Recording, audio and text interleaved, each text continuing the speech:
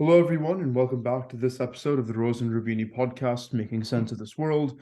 My name is Manas Chavla, and as always, I'm really pleased to be joined by CEO and Head of Research, Brunello Rosa. Today, we're discussing the US's attempts to ease tensions with the BRICS countries, despite their sort of attempted reluctance at these efforts. But starting off, we saw a big state visit. US Secretary of State Anthony Blinken visited Beijing, where he met with his counterpart and with President Xi Jinping. Brunello, what came of that much-awaited visit? As we know, that visit was planned for months and months ago, and then it was postponed, cancelled several times, in particular after the spy balloon incident that occurred in the US. But eventually, the visit took place. Blinken went to Beijing and met with his counterparty in Yang. It wasn't a very successful visit, even if in the end he managed to meet with President Xi. So President Xi kind of didn't want to degrade the meeting just to the two peers, the foreign ministers. But as a just a gesture of courtesy, welcomed as well the U.S. diplomats. But apart from the formalities, nothing substantive came out. There was one thing that was top priority in Blinken's agenda, and was let's make sure that our two commands can talk to each other at any point in time, just to clarify whether there's an incident ongoing, and make sure that it doesn't escalate into a full-blown conflict by mistake, so to speak. And to some extent, um, this was the one thing that Lincoln didn't get away with. In fact, probably that was sent to the very back of the agenda and might be achieved only in a very later stage. So Lincoln came back to Washington. Clearly, there was disappointment in the administration to the point that the president called immediately after Xi Jinping a dictator. Not a nice way of easing the tensions. That, of course, was the objective of Blinken's visit to Beijing. But I can understand the dissatisfaction of the US administration on agreeing even on the most basic things. Clearly, Biden still hopes to see Xi coming to the US for the APEC meeting in San Francisco in November.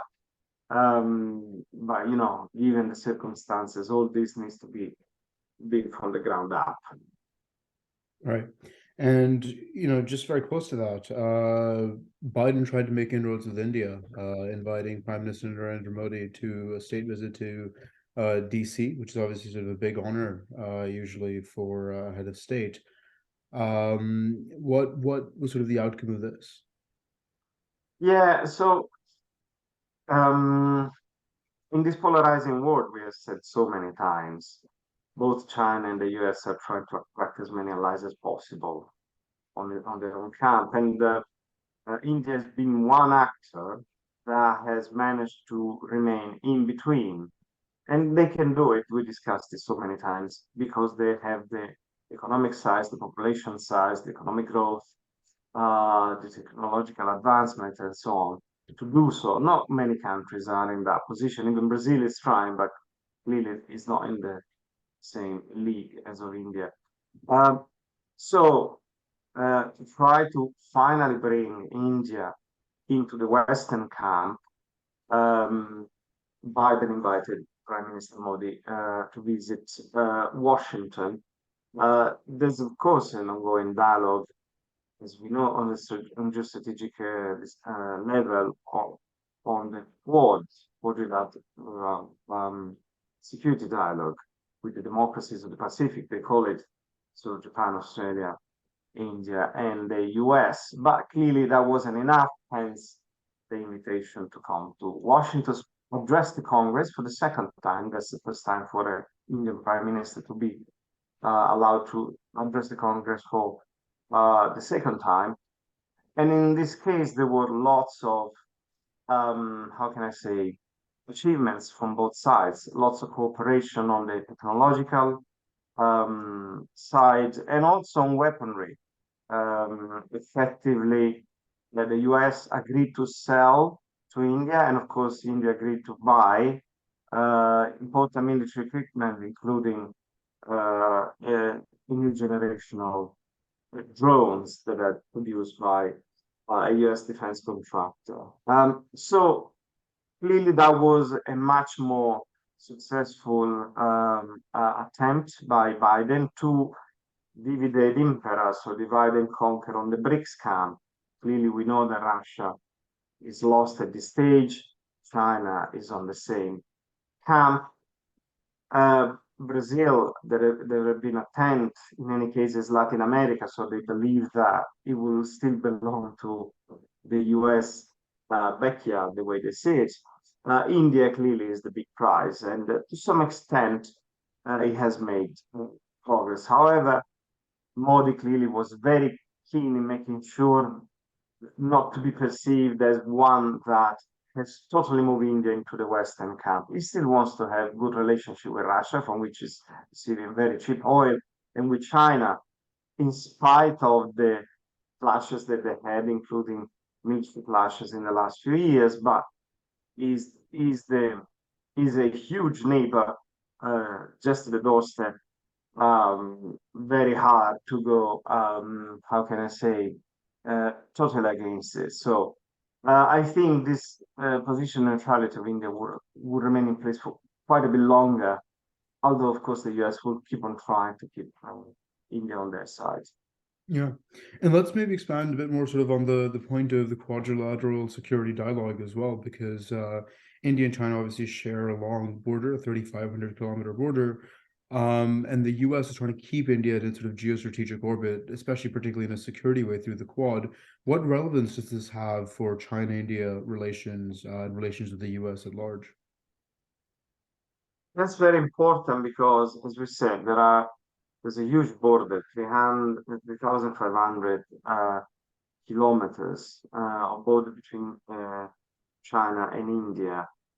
And in a polarizing world, being closer to your enemy is, of course, a huge advantage. So if the US managed to get huge positions in India, that would be, how can I say, very advantageous. Clearly, it's not easy. I mean,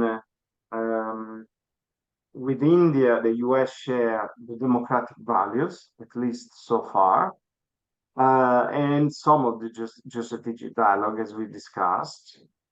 But with China, India shares the participation to BRICS, which is an important forum and is reorganizing what we call EMG7 with other countries, together with BRICS, such as Saudi Arabia and Argentina, but others are asking to join.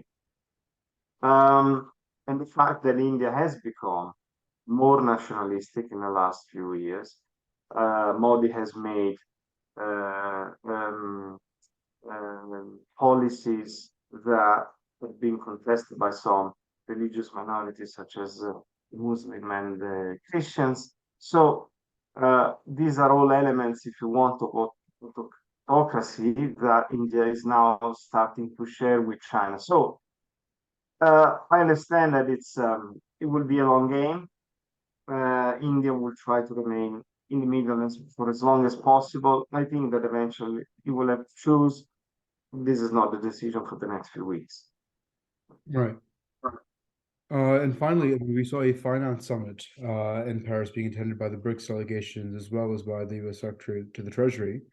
How important was this in the sort of ongoing geopolitical and macroeconomic context? It was very important because these are all attempts by Western countries, G7 countries, the US on the one hand and France on the other hand, to try to lure a bit of the BRICS country to their own side. Macron was trying to establish a sort of new financial architecture for the world, and from that perspective, the fact that the Secretary to the Treasury from the US was there. Clearly, was very, very important. But she was not. Janet Yellen was not alone. There were, of course, all the representatives of the BRICS country, and they actually have started to discuss about, well, in this new financial architecture, maybe there's space for a BRICS currency, which is clearly a bit far-fetched. But we have spoken in the past about potential currency union between Argentina and Brazil, for example, or various form of common currencies that have been discussed within the BRICS bloc. Is it going to happen anytime soon? I don't think so. It takes forever to establish a currency bloc. We saw from in Europe, especially when there are such huge differences between the countries that want to adopt it. But what is definitely happening is that BRICS countries are now start thinking about paying some of their transactions in currencies different from the dollar. They were scared by the fact that the US was able to freeze 300 billion worth of assets from the Russian central bank. They say, what if we get to a similar position ourselves, and we're gonna then be stuck and slave to the US? So all these things show, just to conclude, that these ongoing Cold War II, the polarizing war, the two spheres of influence, US and China, is a war fought on so many battlegrounds and fields that we need to continue to keep tracking of all these developments that are occurring in the macroeconomic sphere, in the financial sphere, and of course in the geostrategic domain. Definitely. And it goes back to a point we made several times in the past. These sort of regional institutions of governance, the G7, the BRIC, these kind of, sub-multilateral institutions are increasingly gaining relevance in economic and political hegemony as the world sort of moves away from this entirely globalized set of orders and institutions. So something very interesting to watch for the foreseeable future. As always, Brunel, thank you so much for your time and insight. Thank you very much. Until next time.